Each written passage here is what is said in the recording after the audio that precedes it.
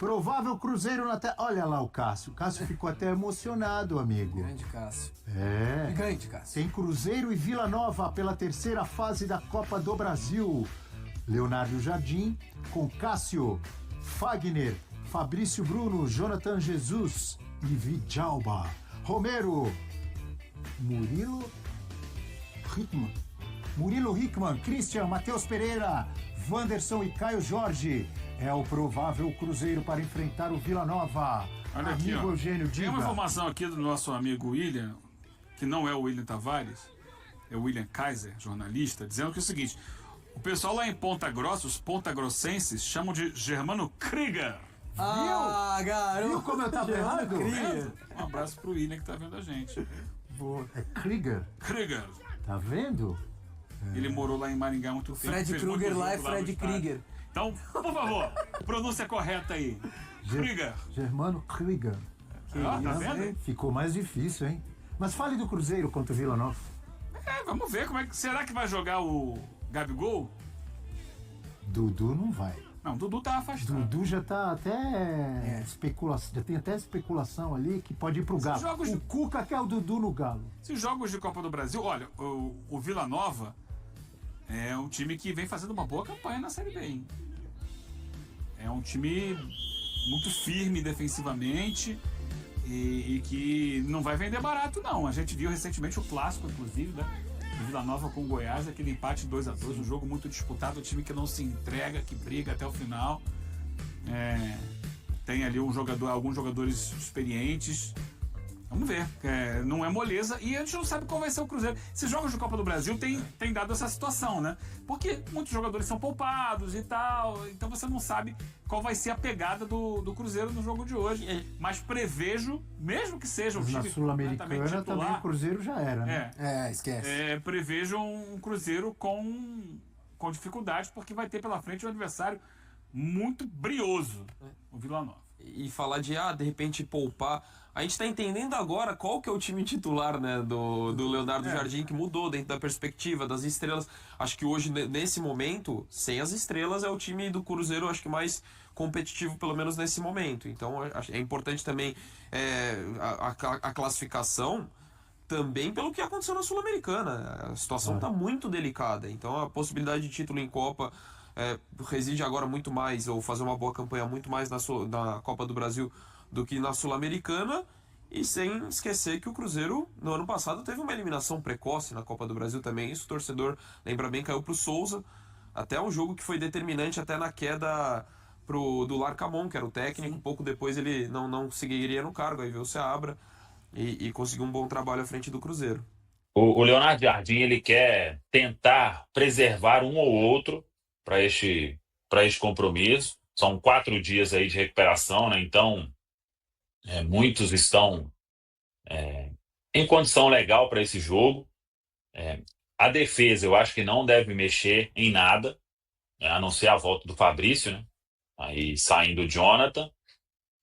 Agora, no meio, o Lucas é um dos que deve acabar ficando aí como opção.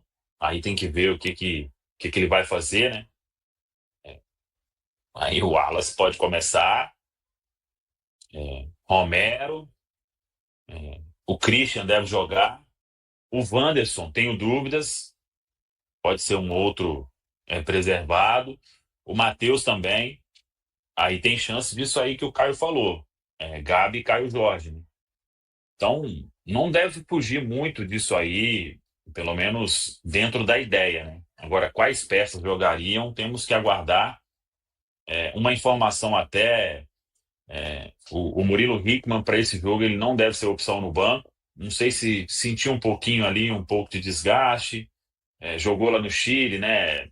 Tem uma estrutura física ainda sendo moldada, né, para um profissional. Então, acho que ele não estará no banco hoje. E aí temos que ver. Mas a ideia é uma defesa ali que vem já atuando, inclusive com o Fagner, né? E não o William. O William seria a opção no banco. Daria para fazer aí um time bom ainda, né? Quem sabe aí ficando fora o Lucas, talvez o Wanderson, o Matheus Pereira. e só, né? 3 preservados. Agora tem que ver quais peças seriam as utilizadas aí pelo Mister Vamos tentar Jardim. botar isso aí no El Campín? Não ter o vamos lá. Murilo hoje, acho que é uma perda considerável, assim, óbvio que a gente viu um recorte muito pequeno dele, mas eu já imaginava que o Lucas Silva, principalmente, precisasse ter um controle, e seja o Wallace, seja Eduardo, não tem entregado, né, assim, para ser esse segundo volante, então fico um pouco triste, Samuca, com a sua notícia. Tô zoando, tô brincando. Não agarra não, é vídeo aula, viu, gente? Então, Fagner na direita e Kaique na esquerda. Meio campo, então. Romero deve jogar, Samuca? Acho que deve. Romero tá O firme e outro é- forte também se jogar, hein? Ele foi um dos Aí- que nem preservado contra o Palestino foi, né? Ele vem nessa sequência maior do que a maioria aí, inclusive. Meia direita aqui o Christian. Lá no ataque, Gabriel Gol e KJ. Aí seriam as dúvidas, né? Um dos volantes e o atacante pela esquerda. Aí quem vocês acham? Wanderson, Kenji, Marquinhos, Bolassi, Rodriguinho. Eu gostaria de ver o Rodriguinho, mas talvez seja o Marquinhos. Marquinhos tem recebido mais minutos nos últimos jogos, é um cara que atua mais pelo lado direito, mas em alguns momentos já jogou pela esquerda com o Leonardo Jardim. Então eu tenho a sensação de que o Marquinhos vai acabar começando esse jogo. Eu iria de Rodriguinho até. Baseando até, né, Rafa, no jogo contra o Palestino, que na minha opinião o Rodriguinho fez uma partida ok, inclusive, né? Marquinhos foi ganhar minutagem aí, mais mesmo contra o Vasco aí, se não me engano, né?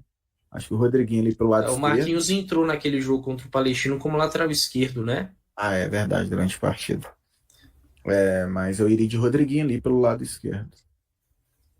Também seria minha opção. O Rodriguinho contra o Palestino, inclusive, foi muito bem pela direita, né? Pelo O lado Jardim direito. já falou que gosta mais pelos lados do campo. Eu gosto mais dessa opção, mas aí é questão, assim, de sensação mesmo. Eu acho que o Marquinhos vai acabar tendo essa oportunidade. Se olhar pelo último jogo, né? O Jardim colocou o Marquinhos aqui, né? Nem foi Exato. bem, assim, né? Sim, sim. Acho que faz Bem mais estranho. sentido pensar no... E contra o Inter também, tô lembrando aqui, que foi aquele horror, né? Que a gente perdeu lá, que o juiz prejudicou. Ele colocou o Rodriguinho na direita e o Marquinhos na esquerda, no segundo tempo, né? Quando ele tira... Eu lembro que foi até o- uma que você justamente ficou sem entender, né, Emerson? A inversão dos pontas, né? Foi algo estranho Pois mesmo. é. Mas... E aí no meio campo, ó, a gente pode pensar no Wallace, né? Que é o volante. O Murilo Hickman não está à disposição, como o Samuca disse. O Matheus Henrique segue lesionado. O Lucas Silva com essa tendência de ser preservado aí. O Matheus Pereira também. Teria aqui Eduardo. O Japa vai para o jogo, Samuca? Não. Não? Então o Japa também não é uma opção. Ficaria então entre o Wallace e Eduardo, gente. Meu Deus, né? Difícil, hein? Não. O que acontecer é o Wallace, né, gente? Eu, Não vai- eu gostaria. Nossa, não é que eu gostaria, né? Gostaria é uma expressão muito forte. Mas eu tenho preferência pelo Eduardo como segundo homem de meio, que o Jardim já fez isso em alguns momentos. Olhando assim, um cenário de um jogo que o Cruzeiro vai ter muito a bola, deve ter bastante a bola. Acho que o Eduardo é um cara um pouquinho mais capaz de deixar o time mais vertical, de circular a bola. Enfim, o Wallace é muito burocrático, né? Mais ainda do que o Eduardo. Não que o Eduardo não seja, mas talvez o Eduardo tenha um pouquinho mais de capacidade de deixar esse time mais ofensivo. Normalmente ele tem usado o Wallace como primeiro volante e o Eduardo como segundo. Então, entrando no que vocês falaram do Marquinhos, de ser a sensação de ser ele ao invés do Rodriguinho, eu também fico um pouco com a sensação que se o Romero jogar, quem vai jogar do lado dele é o Eduardo. E aí eu não estou dizendo que eu gosto, que seria a minha escolha, mas talvez, pelo que ele fez, né, nas últimas oportunidades, talvez seja o grande Ed mesmo. Também acho que vai de Eduardo, né? Logicamente, né? Ainda mais o Wallace com o Romero, às vezes que atuaram juntos. Meu Deus do céu, viu? Gostei não. Apesar que Eduardo também jogando com o Romero, Eduardo também tem jogado, não. Mas eu ainda prefiro ir nessa linha que a Rafa fez, até em relação à característica do Lucas Silva ali, e o Eduardo tem entrado por ali também.